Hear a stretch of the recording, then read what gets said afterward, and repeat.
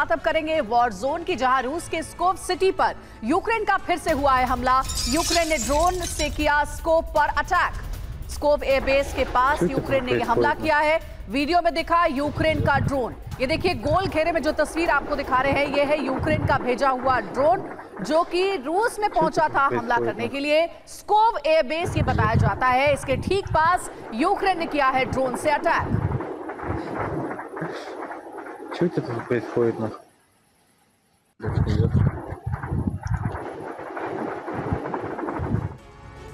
तो यूक्रेन के बारूदी जोन में रूस ने तबाही मचा रखी है, लेकिन आपको जानकर हैरानी होगी कि यूक्रेन ने भी काउंटर ऑफेंसिव में रूस को कम नुकसान नहीं पहुंचाया है। दावा है कि यूक्रेन ने सिर्फ 2 हथियारों से रूस को करीब $100 मिलियन की चपत लगा दी है। और जो हथियार यूक्रेनी फोर्स ने इस्तेमाल किए हैं वो है एक खास किस्म का ड्रोन और एक यूक्रेन मेड और अपग्रेडेड मिसाइल।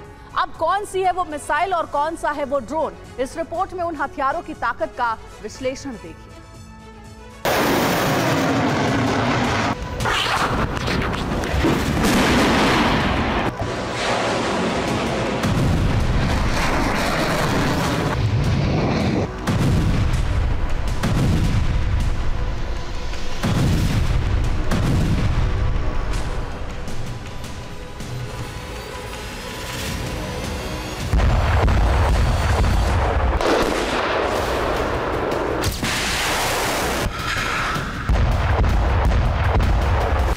मॉस्को के खिलाफ दूसरे मोर्चे का केंद्र फिर से मजबूत हो रहा है।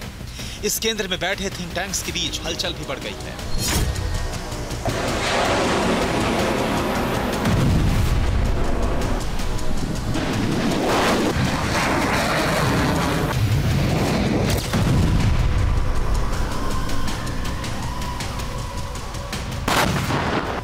और इतना नुकसान उठाकर भी कीव की तरोताजगी का कारण है 2 हथियार, जिनके जरिए बहुत ही कम खर्च में रूस को बहुत ज्यादा नुकसान पहुंचाया गया है। इन 2 हथियारों में एक है कार्डबोर्ड ड्रोन और दूसरा है नेपट्यून मिसाइल। जाहिर है नेपट्यून मिसाइल का नाम आते ही आपके दिमाग में एंटी शिप क्रूज मिसाइल का ख्याल आएगा, लेकिन आपको यह जानकर और भी ज्यादा हैरानी होगी कि यूक्रेन पहुंचने के बाद इस्तेमाल की गई नेपट्यून मिसाइल अब बेहद असामान्य प्रक्षेपास्त्र में से एक बन चुकी है।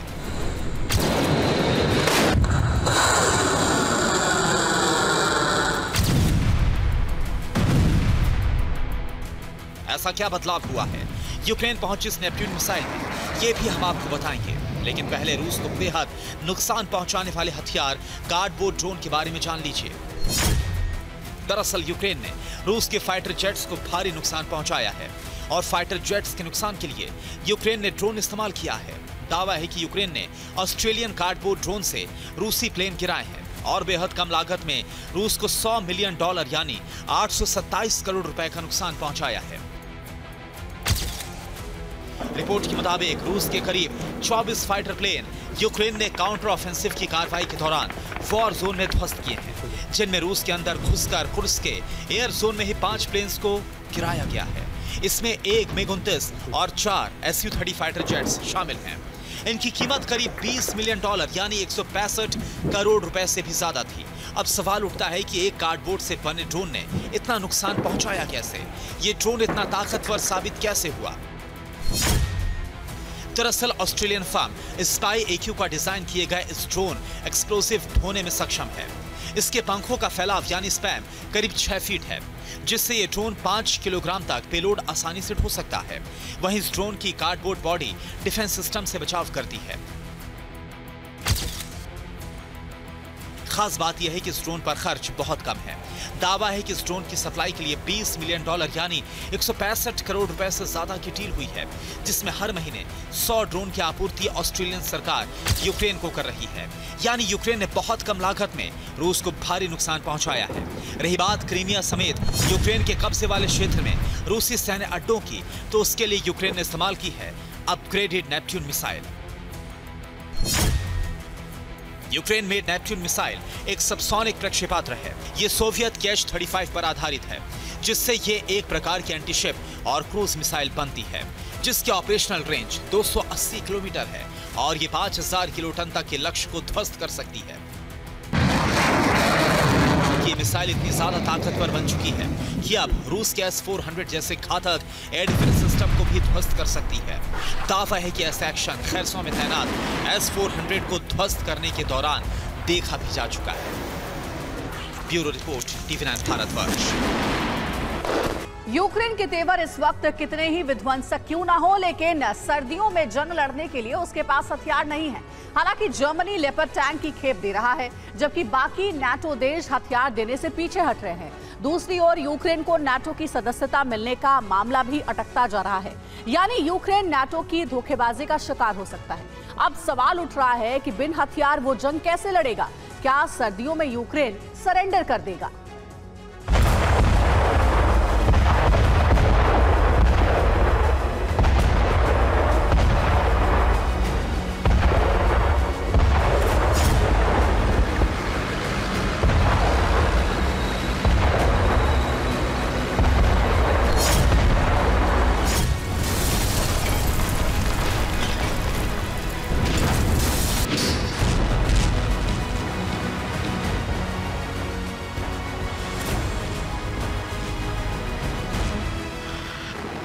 रूस में ताबड़तोड़ अटैक और ज़ेलेंस्की का यह कहना कि वो नाटो के बिना भी जंग लड़ते रहेंगे, इन दोनों बातों का इशारा साफ है।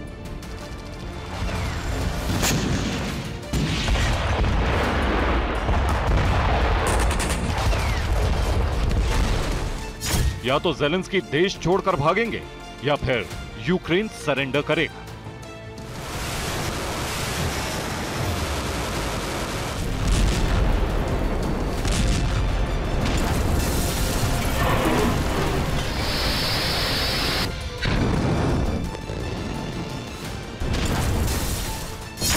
क्योंकि यूक्रेन के पास जंग लड़ने के लिए हथियार बचे नहीं हैं। नाटो के कई देश हथियार देने से पीछे हट रहे हैं।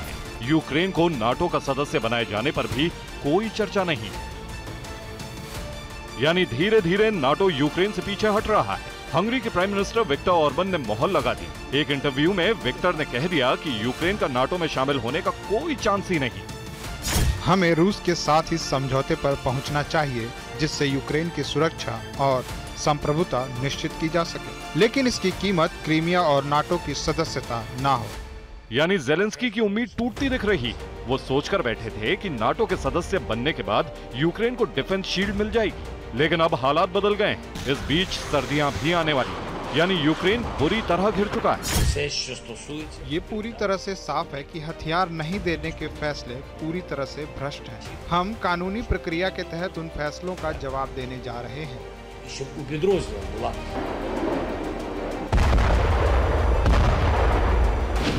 यूक्रेन की मुसीबत खत्म नहीं हो रही, हथियार मिलने की उम्मीद नहीं है, जबकि ज़ेलेंस्की लगातार कोशिश में जुटे हैं। यूक्रेन के विदेश मंत्री दिमाइत्रो कुलेबा ने फ्रांस के प्रेसिडेंट इमैनुअल मैक्रों से मुलाकात की। इस मीटिंग का मकसद यूक्रेन के लिए हथियार सप्लाई था, जिस पर फिलहाल कोई बात नहीं बन पाई। उधर यूक्रेन की तरफ से सवाल उठाया गया है कि पोलैंड और दूसरे पश्चिमी देश हथियार सप्लाई करने में नाकाम रहे। इस बीच यूक्रेन की तरफ से कहा गया है कि वो इस मामले को इंटरनेशनल कोर्ट में लेकर जाएगा, क्योंकि यूक्रेन को इसमें भ्रष्टाचार की बू आ रही। पश्चिमी देशों की कंपनियां आखिर हथियार सप्लाई क्यों नहीं कर रही? इस बारे में यूक्रेन के रक्षा मंत्री रेजनिकोव ने कहा है, कई कंपनियों ने कई तरह के हथियार देने का वादा किया था। हम उनसे बात कर रहे हैं, या तो हथियार दें या पैसे रिफंड करें।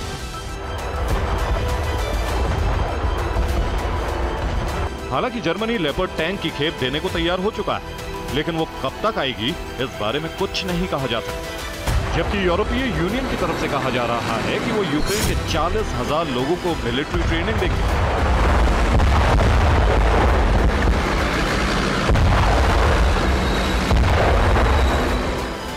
लेकिन इस सवाल का जवाब किसी के पास नहीं कि जंग के मैदान में बिन हथियारों के सैनिक कैसे लड़ेंगे। Bureau report, TV9 Bharatvarsh.